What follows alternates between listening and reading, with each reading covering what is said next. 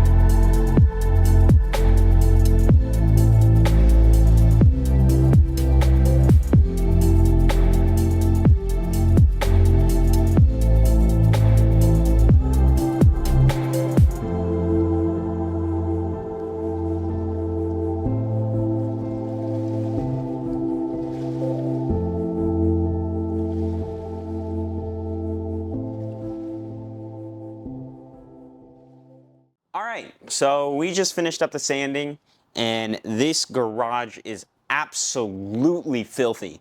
So I think what I'm gonna go ahead and do is start sweeping up the floors, getting all the random little underbody that's all over the place, clean that up, and then get rid of any trash that we have lying around. There's a lot of it because, yeah. And then I want to go ahead and clean up this shelf as much as I possibly can, get some storage inside the house. That way I can put parts and stuff that I need away on this thing, and that way we have a nice uncluttered garage to work in and get everything all set and get this car up and running. Now, it may just be a me thing, but if the area I work in is clean and organized, then I tend to be more focused and precise when it comes to the things I'm working on.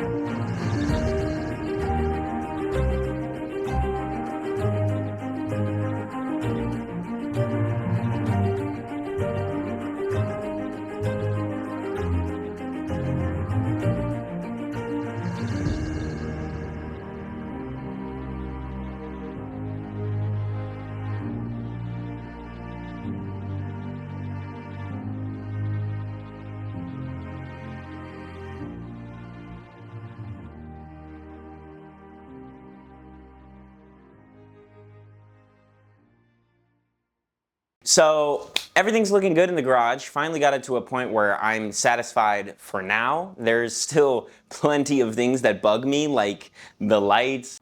Hey everybody, Chowski from the future here. Turns out Menards had a sale on lights. So I went ahead and copped 8 different lights, and then we went ahead and hung them up here because that was one of the issues.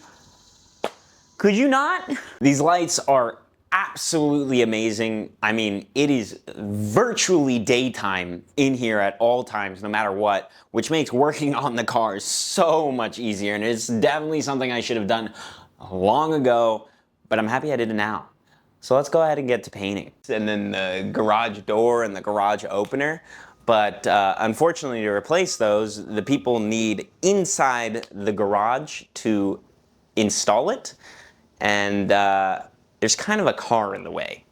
So it's just motivation to get the build going a little bit faster. But I think for now, what we're gonna do is go ahead and tape up the car to start prepping for paint.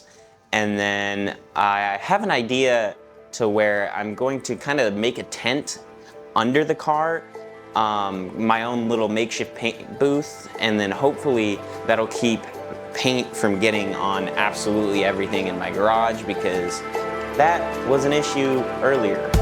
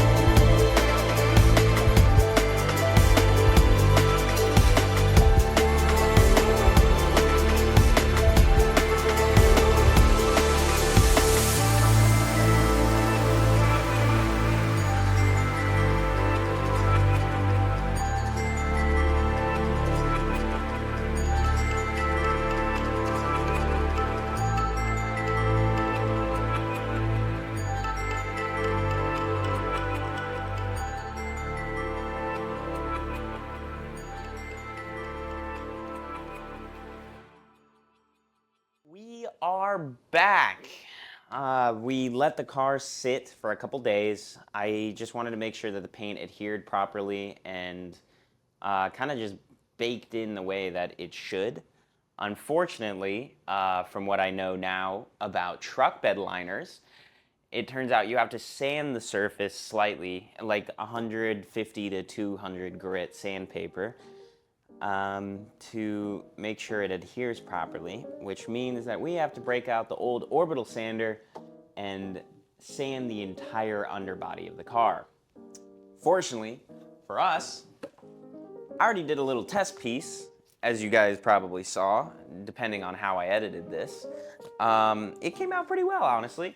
I got a little too close to it, so it's a little less gritty than I would like on this little sample piece. But that's okay, because we have the entire car to practice.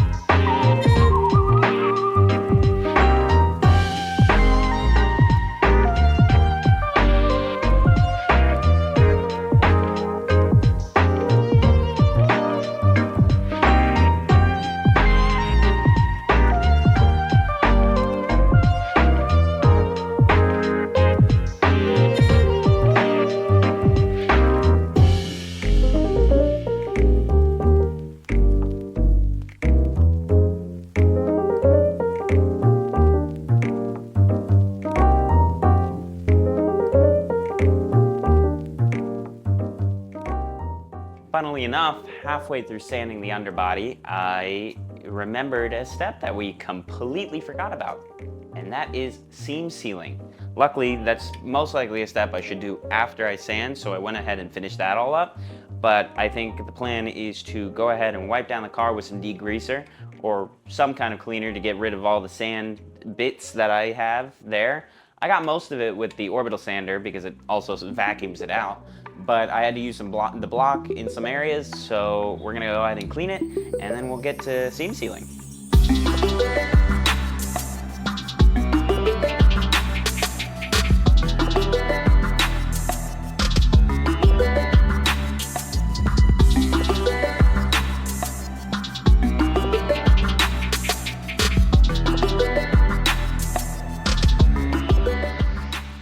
Oh, and I want all the seam sealer to look semi-decent, so we're gonna go ahead and tape up all the seams on the car, and then so when we run it over with the seam sealer, we could peel off that tape and have a nice clean line. I don't particularly remember what was seam sealed beforehand, and as I was cleaning, I wasn't too sure exactly what I should tape up, so I think really any kind of seam that I see, I'm gonna attempt to tape up, and if I can't tape it, I'm just gonna run a giant bead of seam sealer over it and hope for the best, I guess.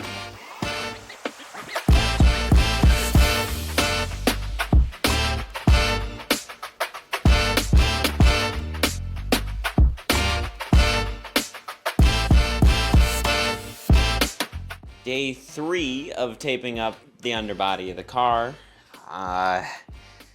It is starting to wear on me, the amount of seams on this thing, and the amount of tape that I have to use. So, yeah, it's taken a while, and it's very tedious, but it's gotta get done.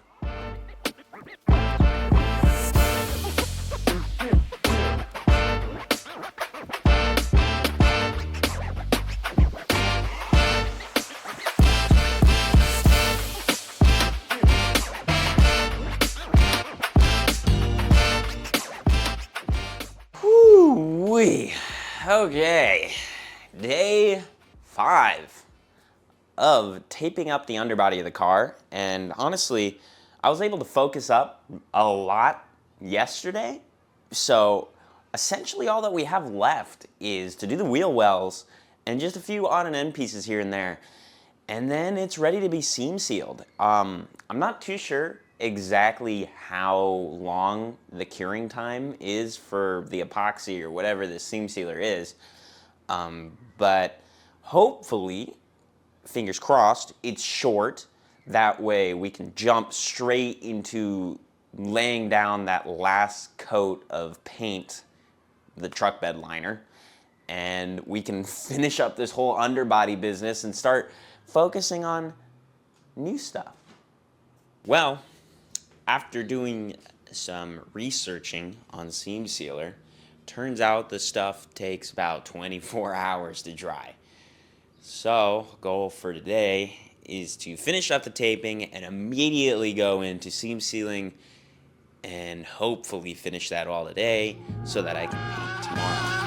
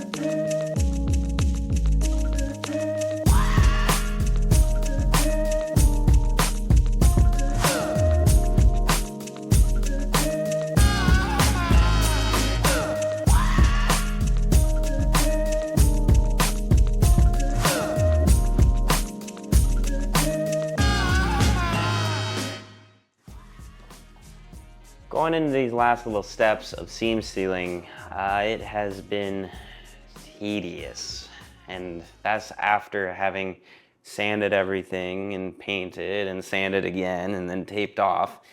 This is one of the, if not worst, step of this whole thing going on. Hopefully we'll be done soon, and then we can get on to the last layer of undercoating and then finally start putting this car back together.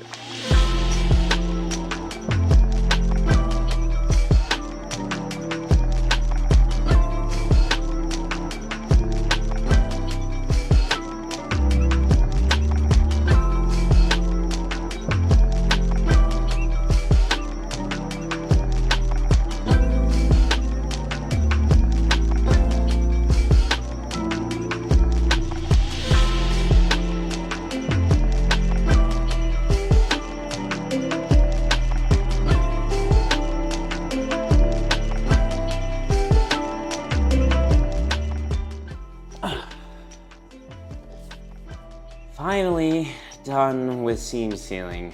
I want to say that took far longer than it probably should have ever taken, but this stuff is messy, to put it in the least. Went back, touched up a few areas that I thought could use a little bit more work, make sure it's entirely covered. Been using this stuff as like a medium to mold it.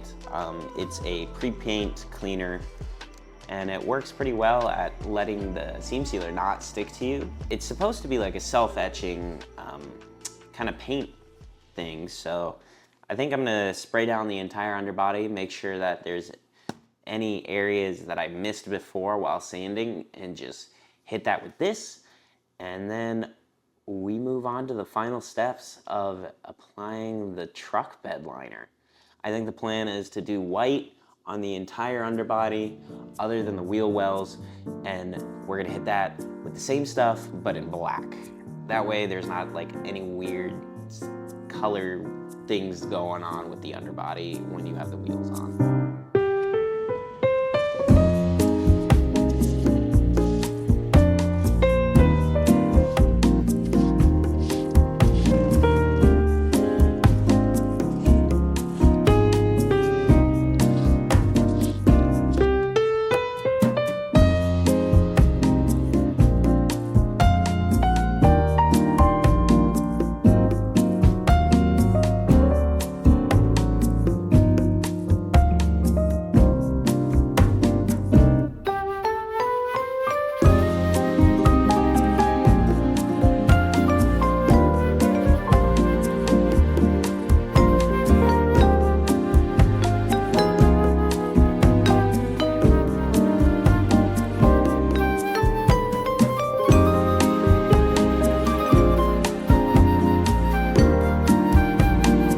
I'm planning on how to do the black wheel well on this area. And so I'm thinking this is all gonna be black along here. And then I will probably make a tape line along this area. So this corner over this, around this, and then it'll tie off back here. And so it'll stop at that hard black line. And that way, I think once the wheel is on, there won't be any like conflicts or anything to worry about, like contrast. You just see a random white blob. Yeah, let's get to taping. The taping off plan that I had didn't particularly work well. It's just the angles that are there are really difficult to tape off and then also cover like the entire wheel well. Unless using like an egregious amount of tape and just covering every inch of it. So I had the idea of just undercoating the entire underbody with the white and then coming back in the wheel wells again, because I mean, it's not gonna hurt it going over twice. I mean, sure, you're not probably gonna get that grittiness as much with the second layer of black on the wheel wells, but it'll be extra protected, and that's probably way more beneficial than it looking pretty. What we're gonna do now is just spray the underside. I mean, I taped off everything that it would probably need to be taped off, studs and any hanging points like the exhaust hangers and then the fuel tank. I taped that off, probably didn't need to, but better off to do it now than have to go and fix it later. So yeah, all we gotta do left is paint.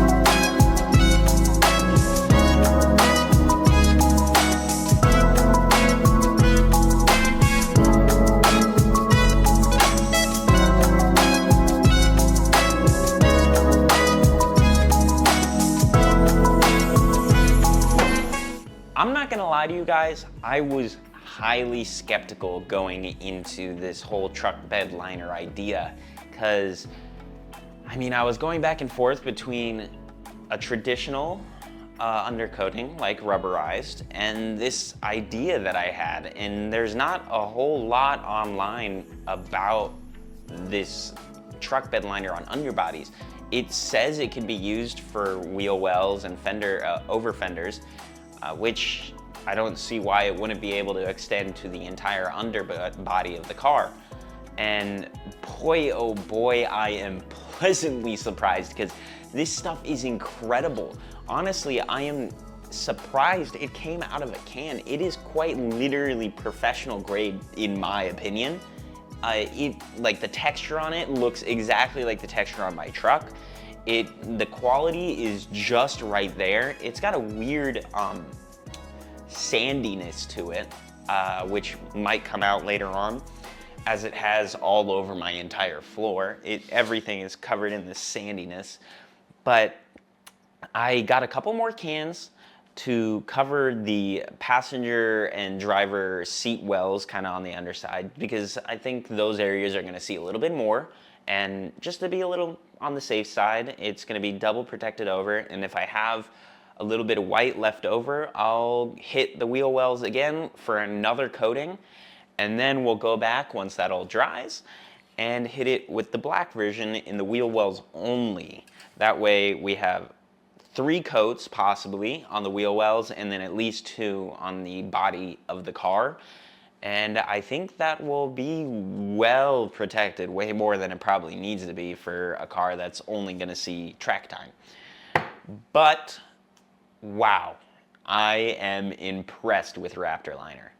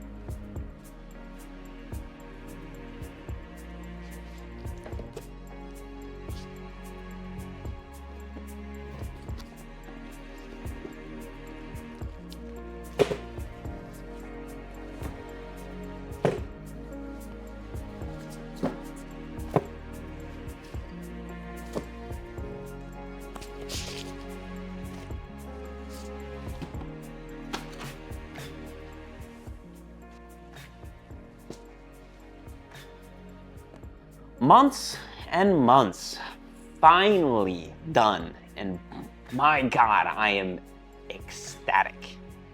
I've been saving up parts over that time, so we have a lot of things to install. But there's one key component that we're missing currently, and I'll give you guys a hint. It's labeled on one of these boxes here. It puts a certain Honda motor into a Mazda. But I'll let you guys figure out the rest. Here we have all of the undercoating that I began sanding off in the first place, or at least all of it that I could get. I'm sure there's still some tuck away in corners of the garage, and then I'm sure there's also some that blew out of the garage. But there's the satisfaction in knowing that there is not a single bit of rust on this body anymore. Anything that was rusty has been coated in rust reformer, painted over, and then hit again with the truck bed liner, which also has multiple coats.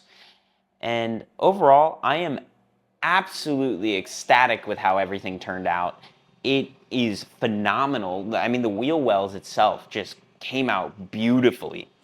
And in the next steps here, we have reduce weight and clean up the body, which means we already kind of did the body part, but we still need to move on to the reduce weight. We have all of the interior to go, and there's a lot of weight in there between all of the interior parts that can be ripped out, and then also sound deadening. That stuff weighs probably more than this does. And we're gonna go ahead in the next video removing that and removing all the interiors that we don't need. Hopefully you guys enjoyed this video. This is the first time I've ever really done a long video like this. Any critiques or anything lengthwise or just editing in general, I would much appreciate. But until then, I'll catch you guys in the next video. Thanks for watching.